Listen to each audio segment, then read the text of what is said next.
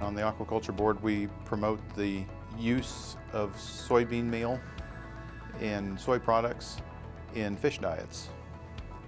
The reason we have come to do that is 50 years ago, almost all fish production was wild caught. And today, over 50% of it is farm-raised fish. And because of that, the supplies of fish meal, which is usually used in the fish feed, have just been decimated because we just don't have that kind of supply in the oceans to produce. And the wild caught has just plateaued. If we tried to catch any more, the populations would just tank in the oceans. But as doctors prescribe people to be eating more fish in their diets, people are starting to do that, and per capita fish consumption has gone up drastically. So the only way to increase that is through the aquaculture, where we farm raise the fish. And like I said, the fish meal quantities are limited also.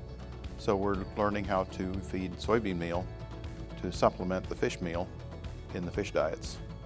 I feel like it's a very good use of funds to use the checkoff dollars to promote this, because it's increasing so fast that it really has a lot of potential. We import over 90% of our seafood that we consume here in the United States. And that's unfortunate because we're the breadbasket of the world. We should be feeding the world. We should be exporting fish. We have plenty of feed here to feed the fish that we can raise. Salmon is growing drastically. I expect by the end of this decade, we probably will be self-sufficient in salmon, which is amazing because currently we're at like 2 or 3%, I think, that we produce here in the United States.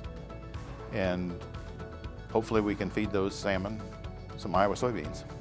One of the benefits of expansion and growth in the aquaculture in the United States is that we would be providing 100% of the soybeans to the diets that they eat.